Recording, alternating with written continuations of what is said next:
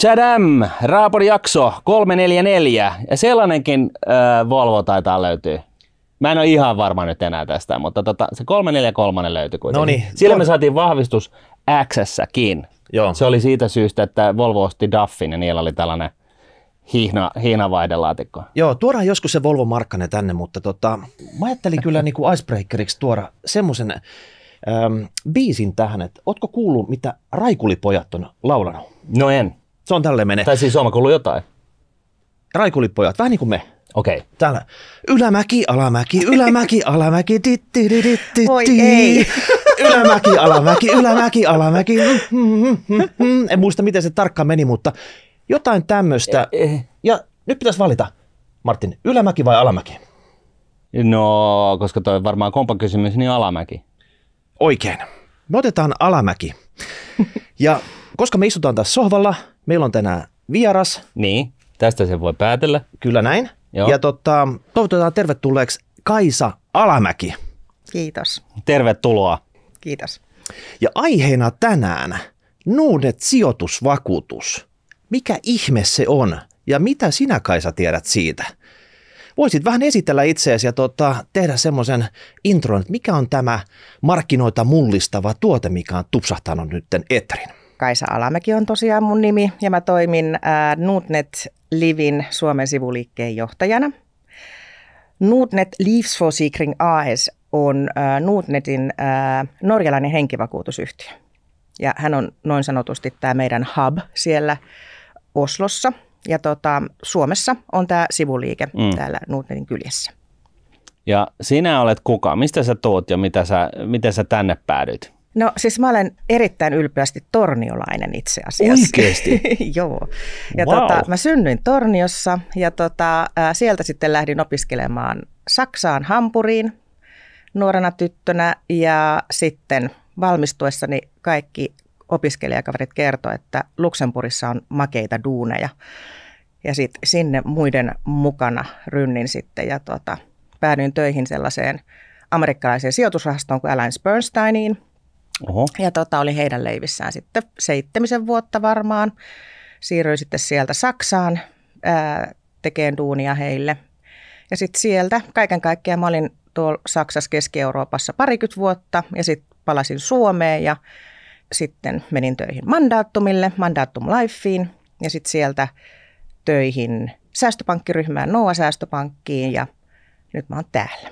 No mitä ihmettä siis, että Jeesus ratsasti 2000 vuotta sitten aasilla Jerusalemiin ja nyt sä tuut sähköskuutilla tätä Aleksia pitkin ja yhtä mullistavasti lanseraat täällä Nordnet-sijoitusvakuutuksen. Tämmöinen jatkuma. Niin, ja sitten ei ihan kuka tahansa, vaan tällainen ihminen, joka on kuitenkin aika international. Niin, kiertänyt joka puolella, nähnyt kaiken. Ja oliko tämä se puuttuva palanen, mitä täältä Suomessa tarvittiin? No, nyt me tarvitaan puhua sijoitusvakuutuksessa. Joo. Joo.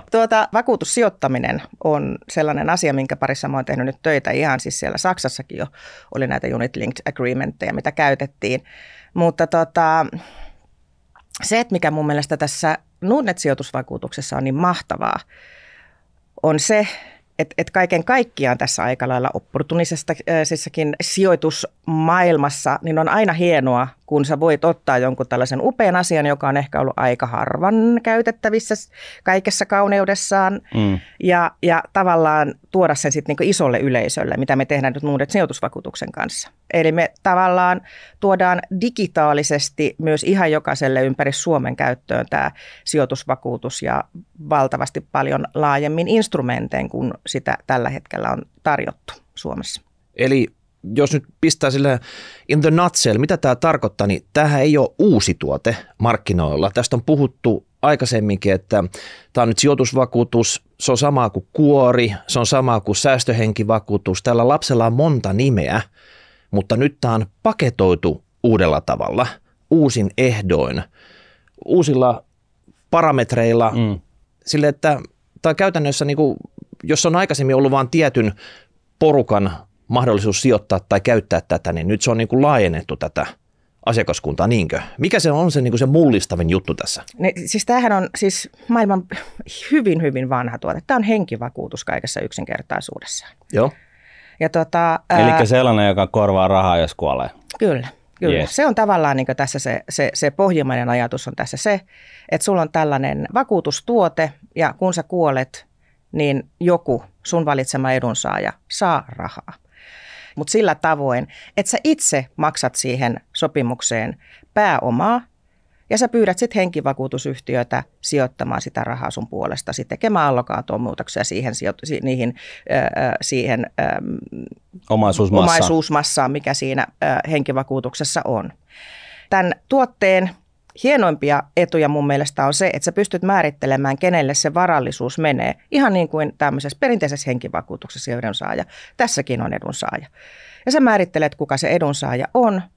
Ja kun kuolet, niin tämä maksetaan varsin ripeästi sit sille edunsaajalle ihan välittömästi. Eli periaatteessa kaikille kansalle ei hirveästi tarvitse sijoittamisesta tietää, että vähän niin kuin ammattilaiset on tämän hoitaa tässä, pystyy valita se, että sitten kun tapahtuu tämmöinen inhottava eventti, että itse potkaisee tyhjää, niin on pystynyt ihan vaan valita, kuka saa korvaukset ja miten se homma etenee siitä. Ja kaikki on periaatteessa samassa paketissa. Kyllä joo. No miten sitten, jos ei ole lapsia tai mitään tällaista, niin onko tämä nyt vaan tällainen, että hyväntekeväisyyttä jollekin toiselle tällainen sijoitusvakuutus? Niin sähän voit tämän sijoitusvakuutuksen kautta määrätä tämän rahan menevään ihan kelle tahansa.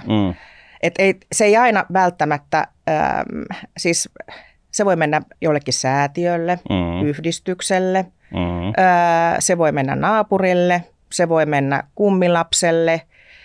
Ja toki, mutta itse ei pääse hyötymään tästä millään tavalla. No sä voit hyötyä tästä tuotteesta, jos sä käytät näitä varoja sun elinaikana. Eli tavallaan, ei sekin ole mahdollista. Kyllä joo. Että tämä tuotehan on, siis tällä on valtavan laaja elinkaari tällä tuotteella. Et etuja löytyy elinaikana sillä tavoin, että sä pystyt sijoituskohteita vaihtamaan tämän sijoitusvakuutuksen sisällä ilman, että verotus realisoituu. Eli sä et ostaa, mä voin ostaa Nokiaa, myydä sitä viikon kuluttua, ostaa jotain muuta tilalle. Tämä on vähän niin kuin osakesäästötili siinä mielessä. Kyllä, tämä on hyvin samanlainen kuin osakesäästötili. Mutta sitten täytyy heti kysyä, että no miksei sitten osakesäästötili? No nämä on hyvin erilaisia tuotteita. Nämä on samanlaisia tuotteita, mutta sijoitusvakuutuksen etu on se, että osakesäästötilissä sijoituskohteena voi olla nimensä mukaisesti ainoastaan osakkeet. Sijoitusvakuutuksessa, ja nyt puhutaan Nordnet-sijoitusvakuutuksesta, niin meillähän tässä on tarjolla osakkeet, ETF:t ja rahastot. Ahaa, näillä on ero, että ei ole niin kuin on sijoitusvakuutus ja sitten on Nordnet-sijoitusvakuutus, niinkö? Kyllä joo, ja tämähän on nyt... Kyllä joo, koska siis mä oon vähän huono myyntinainen nyt tässä, koska toki siis jos lähdetään siitä, että miksi me ollaan parempia kuin muut, niin meidän sijoitusvalikoima on huomattavasti paljon laajempi. Itse asiassa voi sanoa, että ainutlaatuinen Suomessa. Perinteisesti sijoitusvakuutuksessa on ollut tarjolla rahastoja. Joissain harvoissa tapauksissa voi olla, että tämmöiselle noin sanotulle high net worth asiakaskunnalle, eli hyvin varakkaalle asiakkaille on ollut tarjolla osakkeita, mutta ei todellakaan jokaiselle säästäjälle ja sijoittajalle ole ollut tarjolla osakkeita ja ETF:iä. Tarkoittaako nyt sillä, että jos mies tuulipuvusta pölähtää sisään tänne ja haluaa sijoitusvakuutuksen vaikka kilpailijalta, niin hänelle ei myydä silleen tätä koko spektrumia, vaan on pieni, rajoitettu vaihtoehto, mihin voi sijoittaa siellä sisällä? No, hänen kannattaa käydä kysymässä näiltä suomalaisilta eli tarjoajilta, minkälaisia sijoituskohteita hän pystyisi tähän saamaan. Mun vahva oletus on, että hänelle ei tulla tarjoamaan ainakaan alle noin sanotaanko 150-200 000 euron muita kuin rahastoja.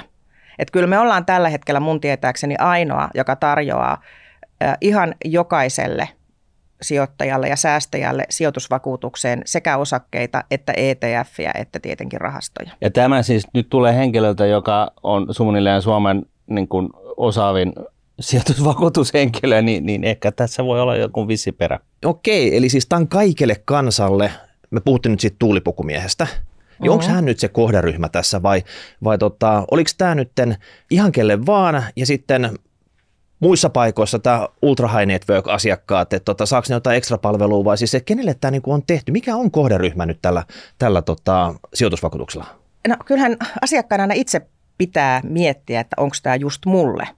Että toki voi ajatella, että tämä joillekin asiakkaalle saattaa olla osakesäästötili just se ainoa oikein, jos hän ei halua miettiä mitään tällaisia edunsaajia tai muita, ainoastaan haluaa hyötyä siitä osakekaupan käynnistä vaivattomasta osakesäästötilillä.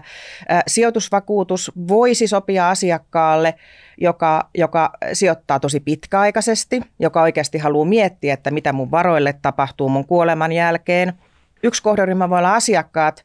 Eikö mä oon itse sellainen, että mulla on niin monta palloa ilmassa, en jaksa koko ajan miettiä, että onko nyt just sopiva markkina tolle ja miten tämä osake nyt juuri tässä hetkessä elää ja olisiko verotuksellisesti järkevämpää myydä nyt vai koska.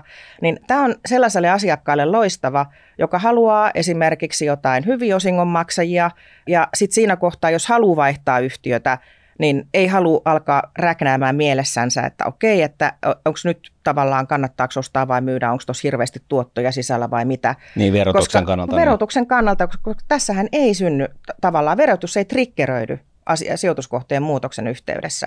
Eli sitten sä tavallaan pystyt istahtamaan alas, nyt mulla on aikaa tehdä tämä, nyt mä vähän tsiikaan ja teen tämmöisiä muutoksia, allokaatiomuutoksia nimenomaan, koska sit pitkäaikaiselle sijoittajalle tämä on niin kuin mun mielestä loistava. Mutta sitten toisaalta myös se, että tämä edunsaajamääräyshän tekee sen, että suomalaisilla, tämä on sellainen hauska juttu, minkä mä huomasin, kun mä palasin tuolta Keski-Euroopasta Suomeen, että tämä niin tämmöinen vimmainen kiinteän omaisuuden haaliminen ympärillensä, mikä suomalaisilla on. Niin sehän aiheuttaa myös sen, että sit siinä jossain kohtaa, kun susta aika jättää, niin sulla on perikunta jäljellä, siellä, joka nauttii sit niistä kaikista kuivanmaan mäköistä, joita on haalittu. Kesämökki, metsäpalsta. Molempien perheiden Joo. kaikki kesämökit ja metsäpalstat ja muuta vastaavaa, ja on omistusasuntoja ja kaikkea muuta. Ja jos ei ole muistettu miettiä sitä, että kukahan ne perintöverot maksaa ja millä rahalla, sitten ruvetaan miettimään, että mikä mökki myydään tai mitä metsää myydään. Niin tämähän on sellainen tuote, joka välittömästi realisoituu.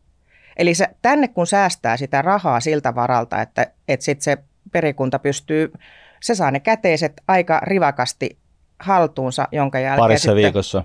Niin nopeasti kuin mahdollista muistaakseni lukee lakitekstissä. Niin. Et yleensä kyllä siis nopeammin kuin joku kuolinpesän selvitys. Niin, jos se voi mennä vuosi. Niin, ja nämä on tosi likvidejä, tämä rahastot, osakkeet, ETF. Ne muutetaan kaikki käteiseksi. Kyllä. Ja sen jälkeen ne maksetaan sitten juuri sille henkilölle, joka siinä edunsaajamääräyksessä lukee. Eli tämä on tavallaan myös, mun mielestä tämä tuottaa valtavasti lisäarvoa siinä, että tällä tavallaan myös taas ihan sille tuulipukuhenkilölle mahdollistetaan se, että hän pystyy vaivattomasti siirtämään sitä vaurautta seuraavalle sukupolvelle. Että häntä kohdellaan samalla tavalla kuin ennen on tämän tuotteen puitteissa muissa paikoissa kohdeltu tämmöistä todella varakasta henkilöä. Joo. Eli hän saa niinku käytännössä luksuspalvelua nyt tämän tuotteen puitteissa. Eli tässä on vähän niin kuin kyse siitä, että jos miettii niin kuin 90-luvun alussa, kun Suomeen tuli ensimmäiset rahastoyhtiöt ja sijoitusrahastot ylipäätään, joka niin kuin demokratisoi. No sitten kun ne kulut saatiin alas, niin pikkuhiljaa tämä niin kuin nykyään niin tämä pitkäjänteinen kustannustehokas säästäminen on demokratisoitu. Et kuka tahansa voi niin kuin omien rahketteensa puitteissa valjastaa osakemarkkinoilta vetoapua oman elämän kaarensa rahoittamiseksi. Tämä tekee nyt tavallaan niin kuin saman niin kuin tämän verotehokkuuden kannalta. Kyllä, juuri näin. Eli siis demokratisoidaan tällainen hyväksytty perusteltu pitkäjänteisen säästämisen verotehokkuus. Kyllä. No mites me ollaan Suomessa, kaikki tietää, että verokarhu, se terottaa niitä kynsiä jossain ja haluaa raadella sen asiakkaan jossain vaiheessa. Niin missä vaiheessa se tapahtuu sitten? Siinä vaiheessa, kun tästä sopimuksesta nostetaan varoja ulos. Eli se, joka on ottanut sopimuksen, hän ei ole kuollut, hän nostaa itse varoja ulos, niin siinä vaiheessa sitten verotetaan. Kyllä, joo. Eli jos tätä käyttää, sanotaanko vaikka vähän niin kuin lisäeläkkeenä. Eli sä oot tänne säästänyt rahaa, sä oot tehnyt sijoituskohteen muutoksia siellä, olet saanut verohyödyn siitä, että sä oot ilmoittanut henkivakuutusyhtiölle, että muuttakaa osake A osakkeeksi B. Henkivakuutusyhtiö on tarkistanut, suorittanut tämän toimenpiteen, jos se on ok. Siinä kohtaa ei ole tapahtunut verotusta.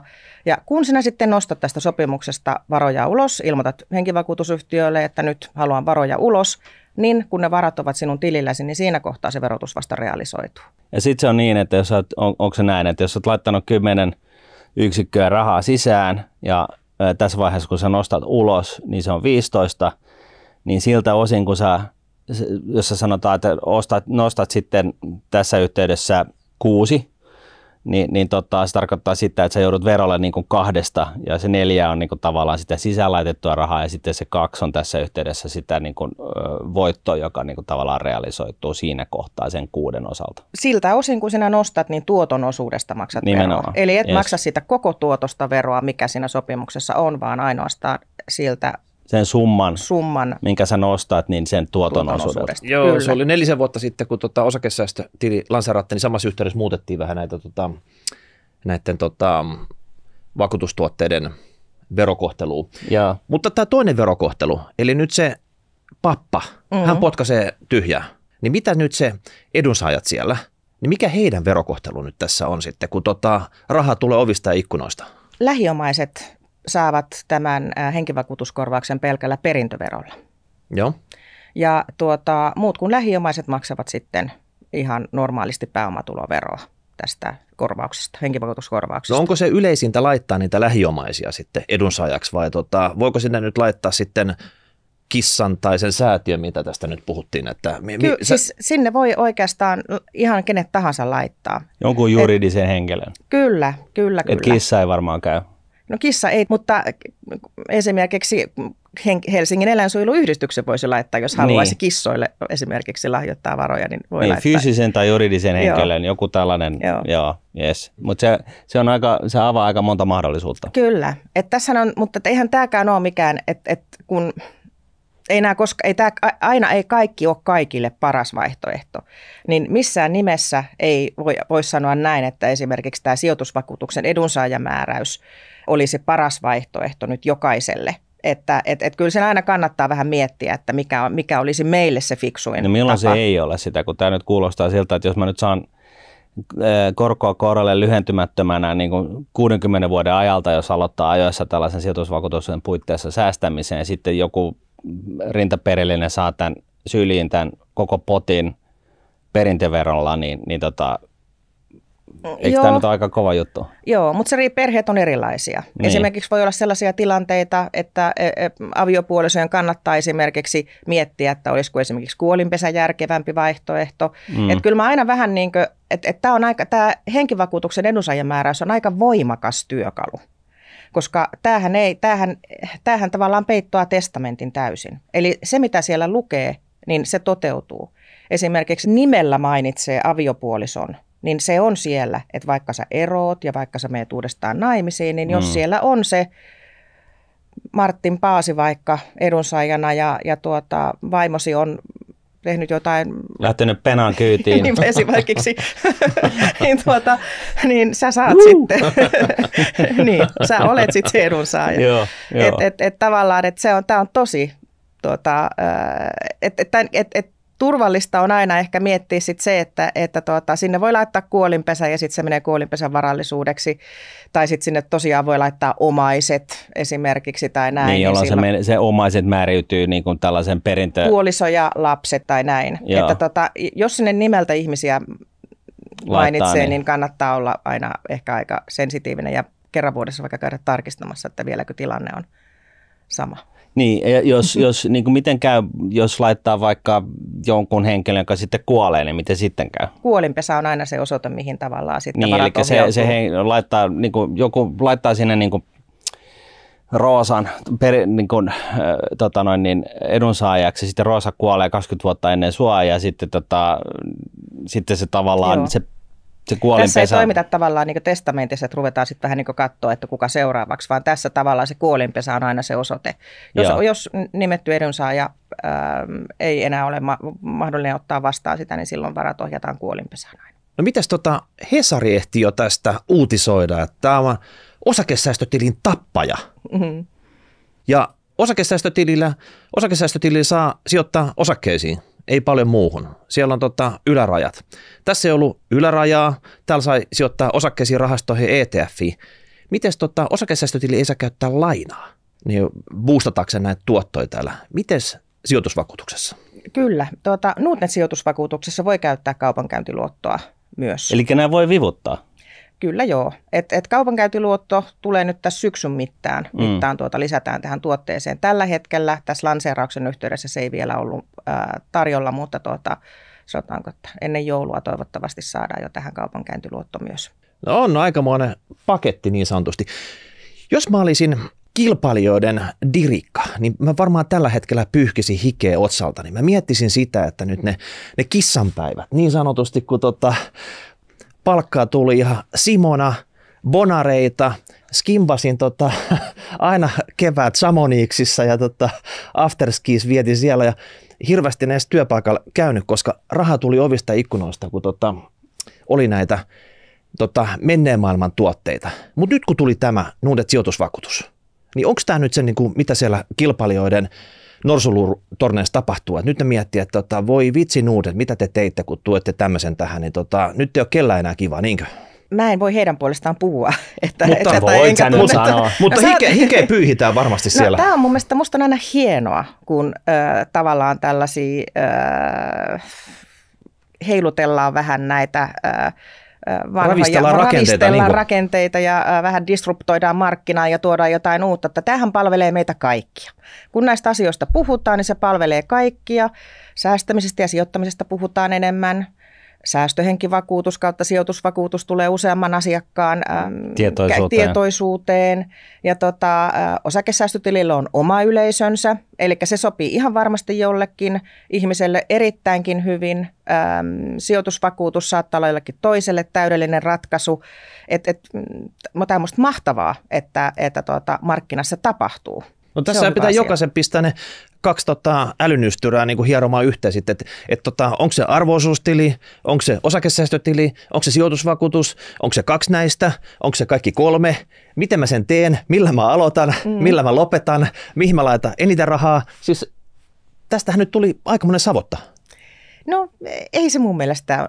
Mä ehkä miettisin aina sitä, että sijoittamisessa ja säästämisessäkin on oikeus käyttää tällaisia palveluja hyödykseen. Esimerkiksi jos sä ajattelet, että sä haluat vähän vaivattomampaa säästämistä ja sijoittamista, sä haluat samalla pistää kuntoon esimerkiksi perheen perintösuunnittelun, niin silloin voi olla, että sijoitusvakuutus voi olla just se oikea tuote sulle. Ja sitten toisaalta mun mielestä tämä ei kuitenkaan mitään nollasummapeliä ole. Että sitten tavallaan, että jos nyt kaikki ottaa sijoitusvakuutuksia ja kukaan ei enää sijoita johonkin muualle, päinvastoin. Mun mielestä keskustelu on hyvästä ja on hienoa, että meillä on erilaisia vaihtoehtoja. Mun mielestä tässä niin kun, ehkä keskiössä on ehkä sellainen huomio, että tässä niin kun, tämä demokratisoiminen. Et siinä mielessä niin tällainen sijoitusvakuutus on ollut olemassa iät ajat. Se on vanha, niin kuin säkin totesit, että se on niin kuin vanha tuote, puhuttu unit linkistä joskus ennen vanhaa ja varsinkin jossain Euroopan äveriäiden raha-asioiden hoitavassa maassa Luxemburgissa näitä on ollut niin kuin tosi pitkään ja nyt tässä tavallaan mahdollistetaan tämä asia ihan kenelle tahansa.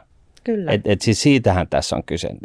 Niin kuin, että tämähän ei ole, niin kuin me ollaan todettu, tämä ei ole uusi tuote, tämä ei ole niin kuin, siis sillä tavalla, mutta tässä sitä mahdollistetaan kaikille ja tuodaan se niin kuin, sitä paitsi niin kuin sellaisilla ominaisuuksilla, mitä välttämättä ei ole, mihin ei ole totuttu. Että tyypillisesti mulle sijoitusvakuutus on ollut punainen vaate niin kuin sen takia, että se yleensä maksaa ihan hemmetisti, eli siis periaatteessa tiedetään, että jos osakemarkkinat tuottaa keskimäärin 7% vuodessa yli pitkän ajan, niin 2% kulut syö siitä 30 vuodessa puolet siitä tuotosta, mikä sulle siunautuu, niin nämä sijoituskuoret on tyypillisesti ollut sellaisia, että ne maksaa niin kuin 1,5% tämä sijoituskuori ja sitten sä voit sijoittaa vain ja ainoastaan palveluntarjoajan sikakalliisiin sijoitusrahastoihin, jossa on niin kuin 2,5% hallinnointipalkkiot ja sitten aina kun sä teet jonkun muutoksen ja siirron, niin se maksaa sen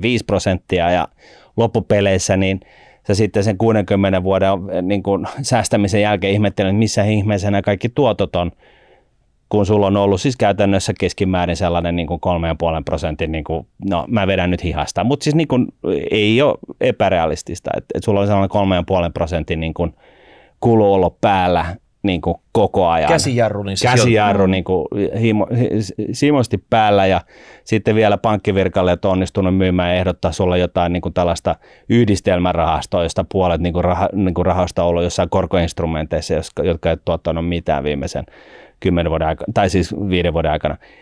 Niin mites nyt tässä? Onko tämä nyt tällainen, että nyt viedään sitten tulipukukansaa oikein? Nyt ruvetaan grilostaa kuule Kaisaa kunnolla, siis koska me halutaan tietää, jonnekinhan se koira on haudattuna tässä hommassa, eikö ookin? No onhan sen aina näin. Missä se pienellä präntätty teksti sillä tavalla, että pitäisi oikeasti vähän likinäköisenkin ottaa jotain suurauslasia, että saa selville, että mihin ne niin kuin kulut on jemmattu. Joo. Käydäänkö läpi nyt? Mielellään. Noniin, kilpailijat.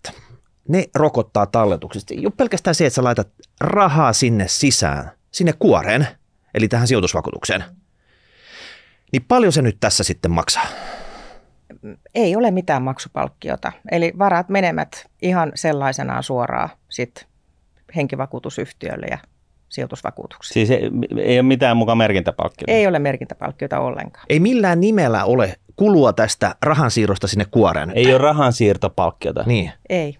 Onko vakuutuksen hankintapalkkio? Ei ole minkäänlaista palkkiota. No, onko rahan siirtäminen sijoituskuoren sisään palkkiota? Ei.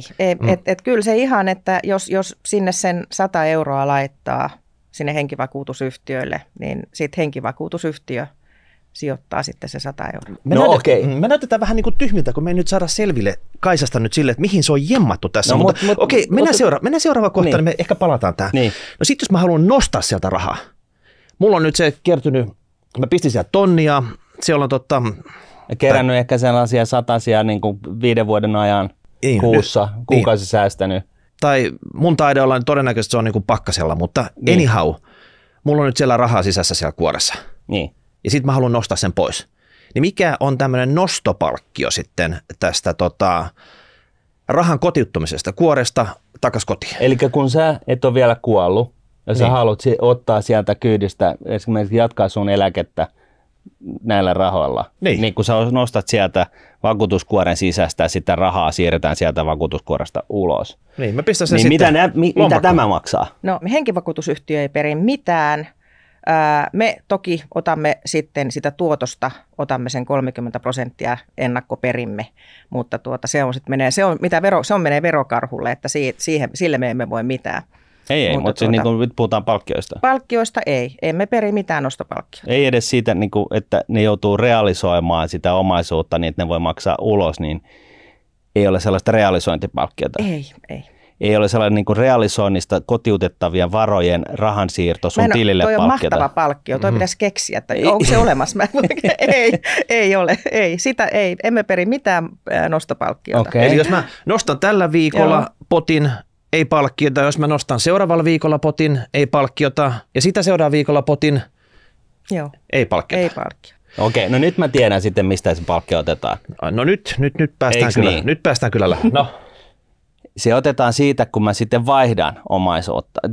Kun siellä kuoressa mä oon valinnut, että siellä on näitä ja näitä ETF ja osaketta, ja sitten mä haluan myydä sitä osaketta ja vaihtaa siihen ETF, niin silloin viimeistään otetaan palkkiota, eikö niin?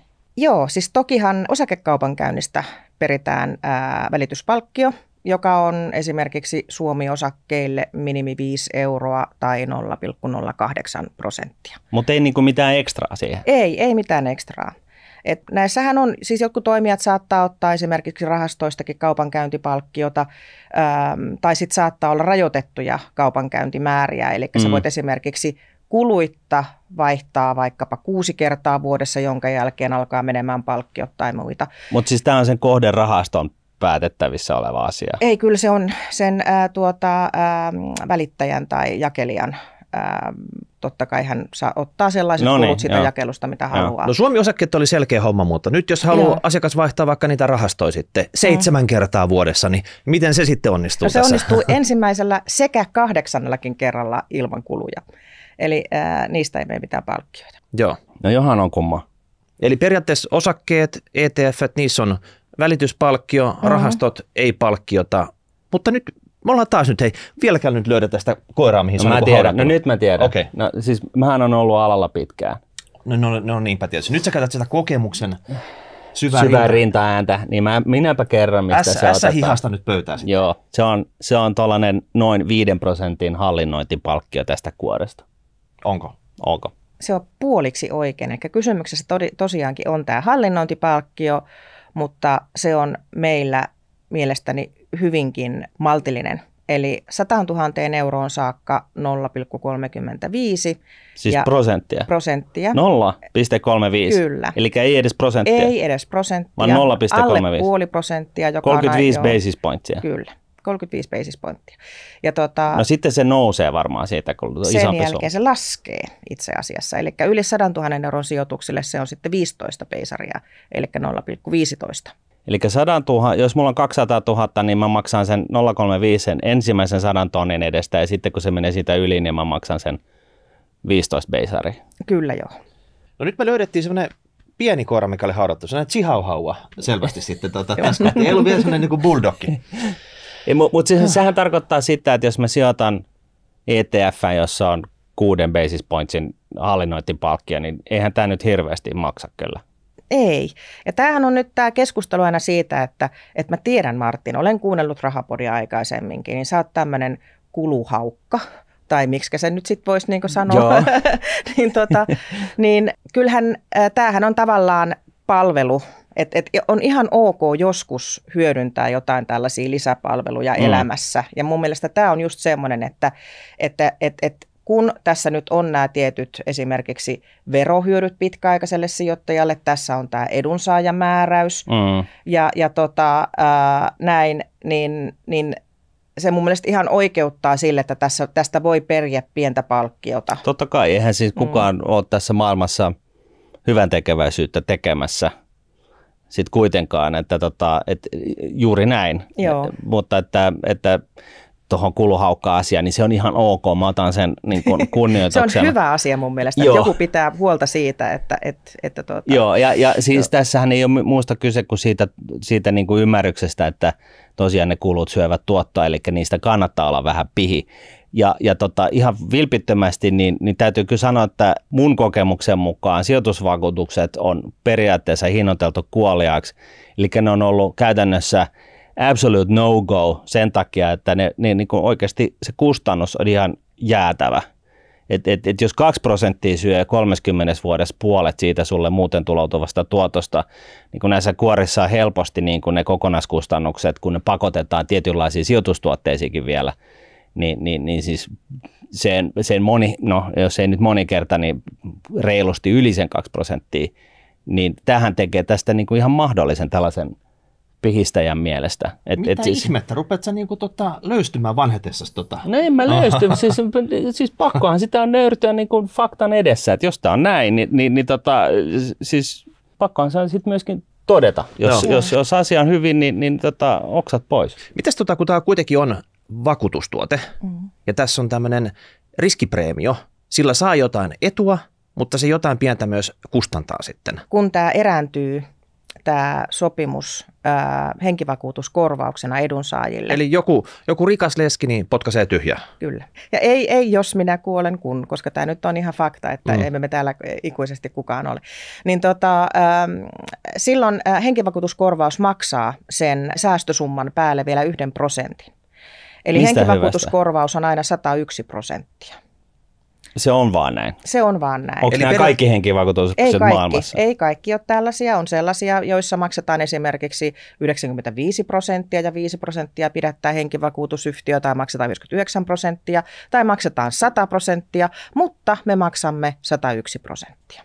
Eli tarkoittaa, jos mä itse nostan sieltä rahaa, niin mä saan vaan sen mun 100 takas, mutta jos mä kellistyn tosta, niin mun edunsaajat voi käydä sieltä pankista hakemassa 101 sitten. Kyllä juuri näin.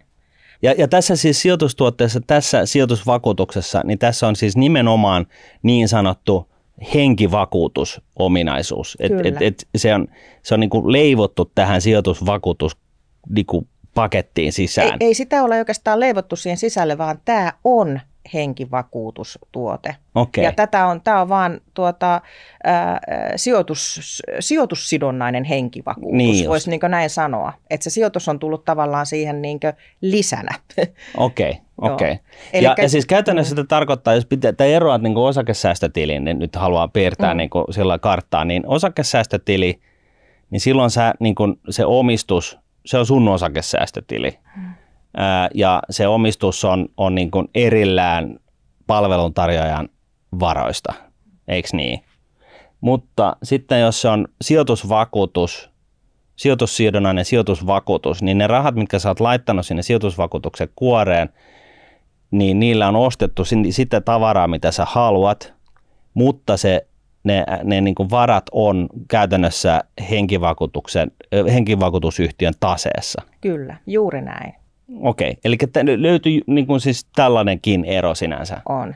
Tämä on tavallaan tosi tärkeä ominaisuus tässä, tai tämä nimenomaan on se juttu, että ne varat ovat henkivakuutusyhtiön taseessa. Henkivakuutusyhtiö omistaa ne. Eli mä en omista. Sinä et omista niitä varoja. Eli jos mä oon Elon Musk ja mä päätän, että mä otan vähän konservatiivisesti, mä laitan 10 miljardia tällaiseen sijoitusvakuutukseen, niin mun varallisuus pienenee 10 miljardilla. No kyllä näin, joo. Koska se menee sinne vakuutusyhtiön taseeseen. Ne on vakuutusyhtiön taseessa. Niin, vakuutusyhtiön tase varmaan pullistuu sitten sen 10 miljardia. Totta kai, mutta se pointti on se, että mun varallisuus pienenee sille 10 miljardilla. Että tässähän siis mun mielestä niin sanotaanko, että jokaiselle selkeäksi tämän tekee se, että sä et myöskään pysty käyttämään esimerkiksi sun, sanotaanko nyt sitten, sä et voi mennä yhtiökokouksiin esimerkiksi vaikuttamaan, et cetera. Tämä on tavallaan ihan selkeästikin ja sen takia myös tämä sijoittaminen tapahtuu sillä tavalla, että sä ihan oikeasti, että sinä et niitä varoja hallinnoi, etkä sinä määrää niistä, että tavallaan, että nyt mä ostan, mä myyn. Ei, vaan sä ilmoitat henkivakuutusyhtiöille, että olisitteko niin ystävällisiä ja sijoittaisitte, tekisitte tällaisen ja tällaisen allokaatiomuutoksen. Henkivakuutusyhtiö tarkastaa, että onko se ok se sun allokaatiomuutospyyntö, jonka jälkeen henkivakuutusyhtiö sen toteuttaa, jos toteuttaa. Joo, ja tässä yhteydessä kuitenkin toteuttaa, koska puhutaan siitä, että tämän kyseisen sijoitusvakuutuksen niin kuin, sijoitusuniversumiin kuuluu osakkeet, ETF:t ja mikä se nyt oli? Kyllä, rahastot, joo. Kyllä juuri näin.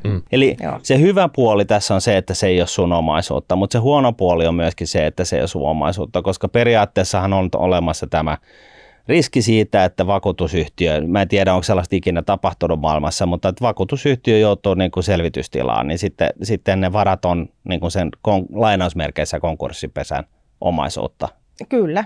Suomessa on tainnut kerran tapahtua tämä. Okei. Ja silloin se ei tietenkään tarkoita sitä, että kaikki rahat on mennyt, mutta siis kuitenkin mikä on tämä mun asema tällaisen sijoitusvakuutuksen omistajana tässä tapauksessa, että se vakuutusyhtiö menisi konkurssiin? No siis ensimmäisenä saat varasi ulos. Eli nämä vakuutuksen omistajat ovat aina ensimmäisenä, kun pesästä maksetaan varoja ulos. Konkurssipesän jonotusnumero 1. Jonotusnumero 1. Yes. Ja sieltä menee pieni kulu mun ymmärtääkseni. Juristeille, jotka hoitavat sit sitä pesää, maksetaan joku euro siitä, että he ovat sitten sen pesän siivoajia. Mutta sinä olet jonotusnumerolla 1 nostamassa varojasi ulos sieltä. Juuri näin. Ja tokihan siis esimerkiksi nyt mekin, vaikka me ollaan ulkomainen henkivakuutusyhtiö, niin kyllähän meidän vakavaraisuudesta pidetään todella tarkkaa huolta. Ja näin, että siinä mielessä ei mitään hätää ole kenelläkään. Niin. Okei, nyt jos väännetään ihan rautalangasta vielä, eli periaatteessa jos on vaikka tämän pitkäaikainen buy and hold -sijoittaja, laittaa rahaa sisään, tekee jotkut sijoitukset täällä kuoren sisällä tässä sijoitusvakuutuksessa, niin onko tämä hallinnointipalkkio ja sitten se riskipreemio ainoa tämmöiset vuosittaiset kulut, mitkä tästä sitten koituu asiakkaalle? Kyllä, asia on juuri näin. Eli jos mä sijoitan niin kun alle 100 tonnia, otetaan nyt tällainen esimerkki, niin mitä mä maksan vuodessa, niin on siis jos mietitään niin kuin rahastomaailmasta on tämä total expense ratio tai total kostnadsandel niin kuin Ruotsissa, mikä huomioi myöskin kaupankäyntikulut, niin periaatteessa jos mä oon pitkäjänteinen sijoittaja, mä en edes tee niin kuin transaktioita varsinaisesti, vaan mä vaan niin kuin buy and hold tyyppisesti, niin se vuotuinen kokonaiskulu, kaikki ne ajat, niin kuin kutsuttiin niitä kuluja sitten millä nimellä tahansa, niin se on 0,35. Kyllä. 0,35? Kyllä, 0,35. Plus sitten se riskipreemio. Plus se riskipreemio, joka lasketaan sillä tavalla, että se on suhteessa siihen sijoitettuun summaan, suhteessa sun ikään ja elinikäodotteeseen. Sanotaanko, että 50-vuotiaalle henkilölle, joka sijoittaa 100 000 euroa, niin se oli muistaakseni joku 20 senttiä kuukaudessa. 20 senttiä kuukaudessa. Joo. Eli se on niin kuin nimellinen kustannus, se ei ole prosentuaalinen kustannus. Kyllä. Eli jos mulla on käytännössä se 100 000 sijoitettuna tällaisen sijoituskuoreen, niin siitä menee se 0,35% plus 20 senttiä kuukaudessa. Kyllä. Eli siis käytännössä ei mitään muuta kuin se 0,35. Kyllä, eikö niin? Juuri näin. Joo, Tämä oli kyllä säälittävin roustaus, mitä me ollaan ikinä tehty. No tämä menee vähän huonoksi. Siis, minkä sä teet? Kun ei löydy niin kuin, siis on varsinaisesti mitään. Voisitko Kaisa vaan tunnustaa, mihin se on nyt piilotettu? Missä, siis missä se pienen brändätty kulu on nyt sitten? Niin. No, minkäs sille voi? Tämä on mun mielestä ihan loistava tuote. Että me muutetaan markkinaa, me tuodaan markkinaan jotain aivan erilaista. Me ollaan edelläkävijöitä, me digitalisoidaan tällainen vanha sijoitustuote, tuodaan se 2020-luvulle. Mun mielestä tämä on vain yksinkertaisesti loistava tuote. Niin, siis tämäkin vielä. Eli siis kun mä sitten haluan hankkia sitä ETF:ää, niin otaks mä jonkun tällaisen perinteisen luurin ja soitan sitten jonnekin Norjaa puhuvalle henkilölle ja pyydän, että kan du snälla byta min investering, ja sitten se sanoo, että jävla svenska, så jag snackar inte med dig. Ja sitten tulee kauhean väärin ymmärrys ja mistään ei oikein tahto olla mitään ja näin. Onko tämä niinku hankala sitten kuitenkin? Eikö, tämä on kauhean helppo, että meillähän on toi erinomainen platformi, eli verkkosivut ja mobiilisovellus, jonka kautta tätä sijoitusvakuutusta voi helposti hallinnoida. Siis vastaavalla tavalla kuin Nordnetin alusta, jolla voidaan ostaa ja myydä asioita. Kyllä. Ihan siellä samasta paikasta se löytyy. Siellä on myös henkivakuutusyhtiön tuotteet tai tuotet tarjottaville. Eli kun sä menet sinne henkivakuutusyhtiön niin kuin lainausmerkeissä tilille, missä sulla on se tavallaan se sun salkku, niin sä voit käydä niin kuin lainausmerkeissä ohjeistaa henkivakuutusyhtiötä käymään kauppaa sen saman appin kautta. Kyllä, juuri näin. Herra jestas, mutta vakuutusyhtiö oli norjalainen. Mä tiedän, että norjalaiset rakastaa turskaa. Mikä takaa, että sitä turskaa ei tule tänne tilillekin? Ei, sitä ei kyllä kukaan pysty lupaamaan. Että se on ihan itsestään kiinni? Se on sitä. ihan itsestään kiinni, kyllä. Että kyllä me niin pyritään helpottamaan sitä asiaa sillä, että nämä kulut ei ole kauhean korkeat, että sitä turskaa ei ainakaan sitä kautta synny. Mutta sitten loppu on ihan kyllä tämän vakuutuksen omistajan omissa käsissä. Eli kertauksena oikeasti, meneekö tämä nyt oikeasti näin? Niin kuin kustannukset käytännössä 0,35 max. Kyllä. Mä voin tallettaa ihan miten paljon rahaa tähän kuoren sisään, kun mua huvittaa. Kyllä. Mä voin nostaa kyydistä matkan varrella summaa ja maksan silloin pääomaveroa sille tuotolle, mitä mä oon niin kuin tässä tämän kuoren sisällä saanut. Kyllä. Tähän täytyy lisätä myös se, että tässähän on tappiot 10 vuotta vähennettävissä. Ja ne on vähennettävissäkin kuitenkin. Kyllä. Eli sekin on etu osakesäästötiliin nähdä. Kyllä. Voitko nyt lopettaa, koska me menee ihan niin kuin uskottavuus tässä kuvissa. No se meni jo ja nyt, sitten pystyn siis niin kuin ohjeistaa vaikka kuinka monta kertaa vaihtoja siihen tähän kyseiseen omaisuuteen. Kyllä, juuri näin. Mä pystyn laittaa edun saajaksi kenet tahansa, siis niin kuin, jos on vaan niin kuin fyysinen tai juridinen henkilö, niin se kelpaa. Joo. Ja mitä mä vielä keksin tähän? Hävettää. Niin. Hävettää olla tällainen rahapodin juontaja, joka ei nyt pysty ampumaan tätä tuotetta mitenkään palasiksi. Miten jos me yhteisöllistetään nyt, että kuulijat, Hyvä. Kuulijat selvittää tämän sitten. No just näin. me ollaan liian vanhoja gonahtaneet nyt tähän hommaan. Joo. Niin missä nyt oli se koira haudattuna? Onko semmoista? Niin raportoikaa meille, niin tehdään sitten asiasta kakkosjakso.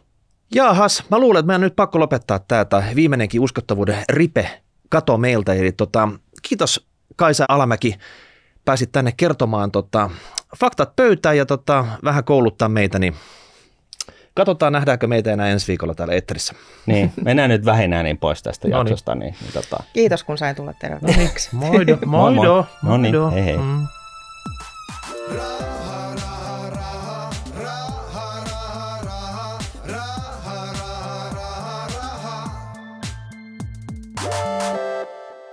Tässä esitetty ei ole, eikä sitä tule käsittää kehotukseksi merkitä, ostaa tai myydä arvopapereita. Sijoittajan tulee sijoituspäätöksiä tehdessään perustaa päätöksensä omaan arvioonsa sekä ottaa huomioon omat tavoitteensa ja taloudellinen tilanteensa. Rahoitusvälineiden arvo voi nousta tai laskea. On olemassa riski, ettet saa sijoittamiasi varoja takaisin. Sijoitusvakuutuksen myöntää Nordnet Livsforsikring AS Suomen sivuliike. Nordnet Livsforsikring AS Suomen sivuliike myy sijoitusvakuutusta Nordnet Bank AB:n avulla.